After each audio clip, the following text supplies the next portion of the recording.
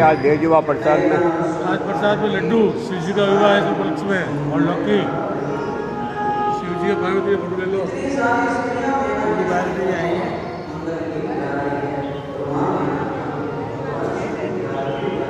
अरे अब money photo लेवन दीजिए थोड़ा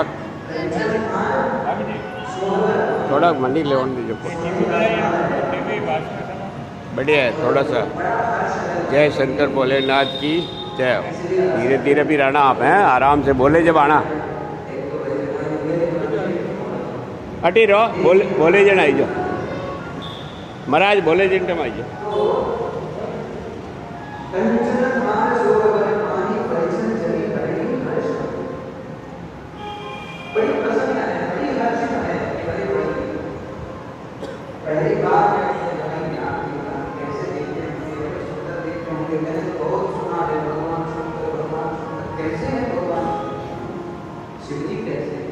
आज तक मीना ने देखा नहीं बाबा को।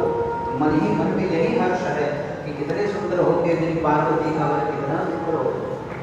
एक माँ की ममता है, उस ममत्व पर वो प्रेम जागृत हो रहा है, बार बार हर्षित हो रही, बार बार पुलकित हो रही है। तो अपनी अन्य सखियों के साथ में, स्त्रियों के साथ में मैना माँ आती है द्वार पर, जहाँ भगवान शंकर नंदी पर विराजमान है।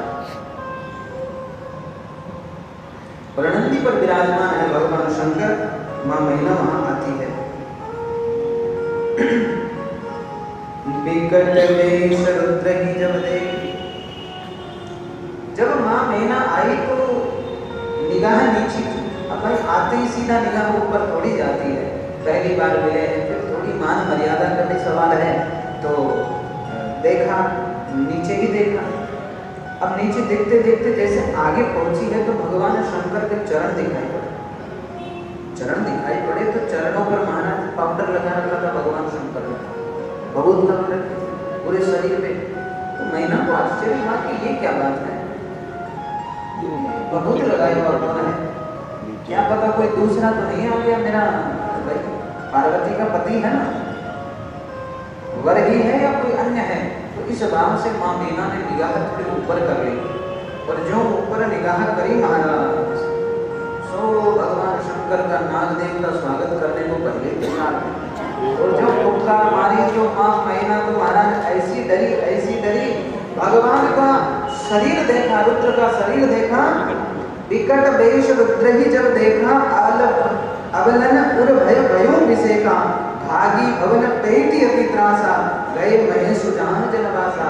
कि माँ ने जैसे ही देखा, देखते ही डर गई, डरते ही महाराज जो थार था सोने का वो थार अपने हाथ से पटक दिया और भाग के चली गई भीतर। उनके संग संग स्त्रियों की सब भागी। भगवान शंकर ने कहा वाह वाह, हो गया स्वागत, हो गया हमारा स्वागत हो गया, चलो कहाँ अपने उतारे पे चलो वापस, हो गया अपना स्वागत। इतना ही बहुत है। किसी ने कहा कि ये कैसा स्वागत है, ये कुछ स्वागत थोड़ी हुआ, ये तो अपमान हो गया। भगवान शंकर ने उसको देखा, कहा कि देखो भैया बात ऐसी है, हमारी माँ बहुत, जो सासू माँ है ना, बहुत समझदार है। हमारी माँ इतनी समझदार है, इतनी समझदार, क्या करें, कहो कितनी समझदार है। थाली लोटा पटक के भाग गई, तुम कह रहे हो समझदार है, काहे की समझदार? अरे नहीं, तुम नहीं जानते हो, बहुत बुद्धिमान है। कैसे बुद्धिमान? माँ ने मन में विचार किया जैसे ही ऊपर देखा तो मेरे ललाट पे पहले उनको दिखाई दिया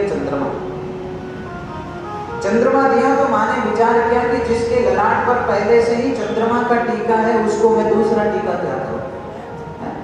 पहले ही जहाँ पे चंद्रमा है वहां ये कुमकुम का टीका, चंदन का टीका कहाँ शोभित होगा। अरे जिसके ललाट पे चंद्रमा है तो उसको क्या मैं टीका लगाऊं। तो माँ ने टीका नहीं लगाया।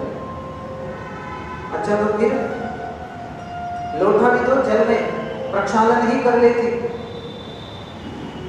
तो प्रक्षालन क्यों नहीं किया।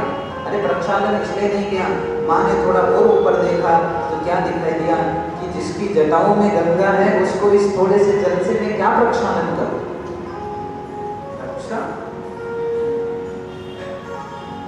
अच्छा तो ये बताओ, चलो दो का तो ठीक है कि टीका नहीं लगाया, जल से प्रक्षालन भी नहीं किया क्योंकि आपके ललाट पे चंद्रमा है, माथे पर गंगा जी है, मान गए चलो। लेकिन ये बताओ थारी लोटा पटक के क्यों भागी। भगवान शंकर ने कहा कि तुम सब जानते नहीं, हमारे ससुराल में रिवाज है जब जमाई आता है तो सास थारी लोटा पटक के भाग जाती है। हमारे यहाँ का रिवाज है। बोले गाँव में नहीं मानते इन बातों को। भगवान शंकर ने कहा कि तुमको पड़ी क्या है, तुम्हारी सास तो नहीं भागी, ना भागी तो मेरी भागी। अब मेरा स्वागत जैसे हुआ मेरी मर्जी, मैं खुश हूँ तो तुम क्यों दुखी हो रहे हो। तुम्हारे पेट में आग क्यों लग रही, मैं प्रसन्न हूँ, मेरे ससुराल में मेरे साथ हुआ, तो तुम क्यों बावले हो रहे हो। भगवान शंकर ने उनको चुप किया और पहुंच गए जनवासा, माने जहाँ पर जान रुकी हुई थी, जनवासा, यहाँ पे जान का वास था, वहीं पे उसी जान माने बारात है ना, तो बारात के वहां पे पहुंच गए। अब इधर महाराज ये जो सारी बात थी सब जगह फैल गई कि माँ मैना भगवान शंकर की आरती उतारने गई थी, लेकिन भगवान को देखते ही डर के मारे थारी लोटा पटक के भाग गई। माँ मैना सीधी आई है कहाँ पे, माँ पार्वती के पास, और पार्वती को अपने हृदय से लगा करके बड़े प्रेम से पुचकारते हुए कहने लगी, अरे भैया जही भी तुम ही रूप रसुदीना तेई जड़ बर वायु कसे कीना। हे पार्वती, जिस विधाता ने तुमको इतना सुंदर रूप दिया है, उस विधाता ने अपनी मूर्खता से ये कैसा पागल पति तुमको दे दिया। नेत्रों से आंसू छल चला रहा है। अरे जिस विधाता को जो फल कल्प वृक्ष में लगाना चाहिए वो बबूल के वृक्ष में लगा दिया। इतनी सुंदर होकर के ऐसे बुरा है दूल्हे के साथ जाओगे।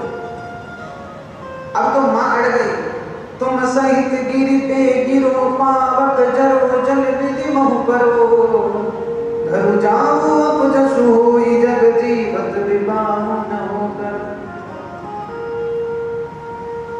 कह दिया कि अगर तुम्हारा विवाह किसी भी हालत में इससे तो नहीं होने दोगे, चाहे कुछ करना पड़ेगा, मैं तुम्हें लेकर पहाड़ से गिर पड़ूंगी, तुम सहित गिरते गिरो, पावक जरो अग्नि में जल जाऊंगी, जल निधि महु पर समुद्र में कूद जाऊंगी, चाहे घर उजड़ जाए और संसार भर में मेरा अपमान हो जाए, लेकिन जीते जी मैं इस बावले पर से तुम्हारा विवाह नहीं होने दूंगी, नहीं होने दूंगी तो नहीं होने दूंगी। मैना को दुखी देखकर जितनी सारी स्त्रियां थी सब दुखी हो गई। और अब माँ मैना नारद जी को कहने लगी कि उस नारद का मैंने क्या बिगाड़ा था जो उसने मेरा बसता बसाता हुआ घर उजाड़ दिया।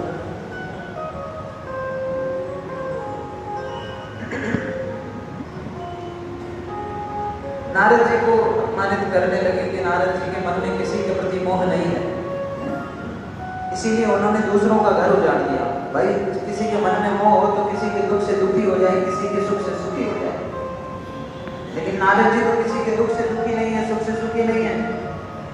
साथियों उनके मोहन माया उदासीन धनु धामन जाया, कि न धन है न घर है न स्त्री है, वे तो उदासी है, इसी से वे दूसरों का घर उजाड़ने में लगे हैं।